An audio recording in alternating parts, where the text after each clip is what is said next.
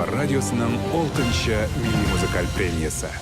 Бабай, ну выйди оттуда! Этот несчастный случай со счастливым концом Ильшат Ахтариев помнит в деталях до сих пор. В начале лета, во время служебной командировки в Казани, они с напарником Русланом Харисовым стали очевидцами страшного пожара. Ночью горел частный дом в авиастроительном районе.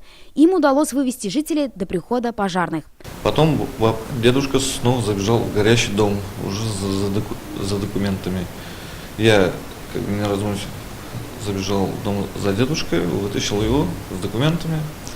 И через некоторое время, получается, прибегает соседка и говорит, что в этом же доме с другой стороны имеется молодая семья. Так они спасли 2 семьи. Это 6 человек, из них 2 – дети. Защита у них на уровне инстинкта. Руслан Харисов из милицейской династии. В органы пришел по стопам отца. Их общий стаж теперь больше 60 лет. Это наша работа. Это же не означает, что сотрудник полиции там работает только по одной направленности. Это без разницы, какая служба. Мы все равно будем спасать, помогать людям.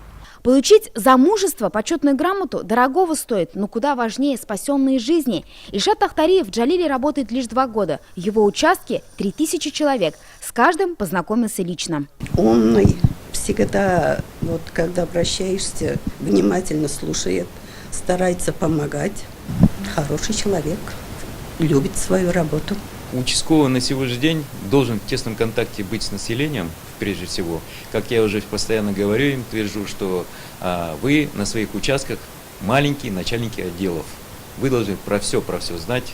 Кумир Ильшата Ахтариева – советский мультгерой-милиционер дядя Степа. Именно с этим образом олицетворяет участкового ученики Сармановской школы. Каждый день прихожу на работу, смотрю на эту картину, которую подарена девочке, и про себя всегда думаю, что мечты сбываются. Вот у меня мечта сбылась, стать полицейским. Филюза Хамидуллина, Ирик Хабибуллин, ТНВ, Сармановский район.